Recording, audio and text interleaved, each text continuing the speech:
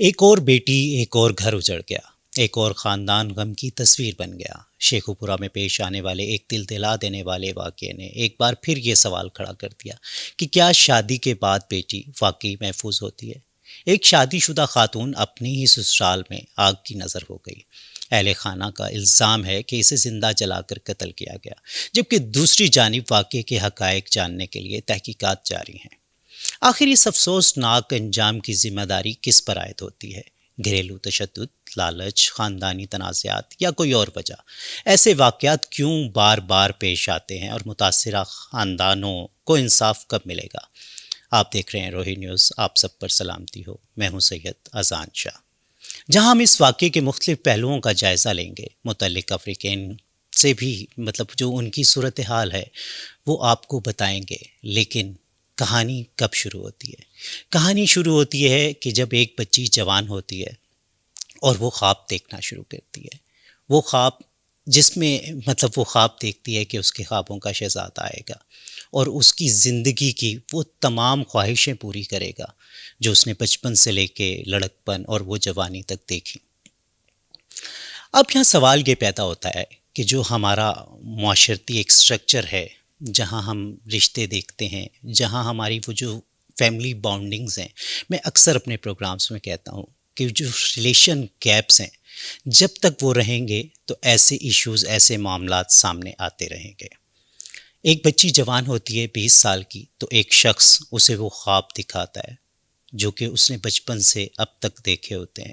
وہ چاند تارے توڑنے کے وعدے کرتا ہے، حالانکہ وہ ایک شادی شدہ آدمی ہوتا ہے، لیکن اس کے باوجود وہ اسے خواب دکھاتا ہے اور وہ اس کے ٹریپ میں پھنس جاتی ہے کیونکہ ایک غریب لڑکی ہوتی ہے۔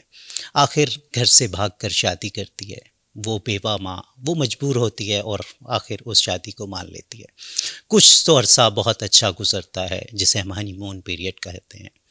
اس کے بعد وہ جو دوسری بیوی ہوتی ہے وہ وقتاً فوقتاً اس پر تشدد کرتی ہے۔ بات نوک جھوک سے شروع ہوتی ہے اور اس کے بعد مار پٹائی تک آ جاتی ہے۔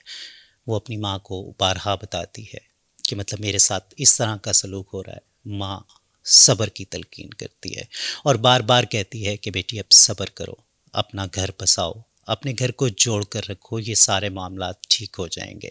سب سے بڑھ کر جو کہ ایک فیملی میں لگتا ہے کہ جب فیملی ایک خاندان بنے گا تو سب ٹھیک ہو جائے گا، آخرکار وہ وقت آتا ہے کہ وہ لڑکی ایک خوشخبری سناتی ہے اپنی ماں کو کہ اب ہم 2 سے 3 ہونے والے ہیں۔ تو ماں یہی کہتی ہے کہ تمہارا صبر ضرور رنگ لائے گا اور ایک دن آئے گا کہ سب معاملات ٹھیک ہو جائیں گے۔ لیکن وہ معاملات ٹھیک ہونے کی بجائے بلکہ اور خراب ہونے لگتے ہیں کہ اب تک تو اس کی جو شوہر کی دوسری بیوی اس پر تشدد کرتی تھی، اب وہ شوہر بھی اس پہ تشدد کرنے لگا اور آخرکار یہ واقعہ سامنے آتا ہے کہ وہ گھر تباہ ہو جاتا ہے۔ وہ صرف یہ قتل، ایک قتل نہیں بلکہ وہ حاملہ تھی، تو اس لیے یہ 2 قتل کا پرچہ کٹنا چاہیے۔ لیکن یہاں میں ایک بات کرنا چاہوں گا ماں باپ سے، خدا کے لیے، اگر آپ کے بچوں سے کوئی غلطی سرزد ہو بھی جائے اور انہوں نے نادانستگی میں، نادانی میں کوئی ایسا قدم اٹھا لیا ہے اور اگر وہ واپس ہونا چاہتے ہیں تو خدا کے لیے انہیں ایک موقع ضرور دیں کہ وہ واپس آ جائیں اور اپنے خاندان کا حصہ بنیں، اور اس کے بعد پھر آپ ان کے لیے کوئی اچھا رشتہ ڈھونڈ سکتے ہیں۔ کہتے ہیں کہ 5 انگلیاں برابر نہیں ہوتی، تو شاید کوئی ایک اچھا شخص مل جائے جو کہ آپ کے خاندان کو، آپ کی بیٹی کو سنبھال لے۔ اس سارے معاملے پر میں آپ سے بھی رائے لینا چاہتا ہوں، کیونکہ آپ جانتے ہیں کہ ہم آپ کی رائے کا احترام کرتے ہیں۔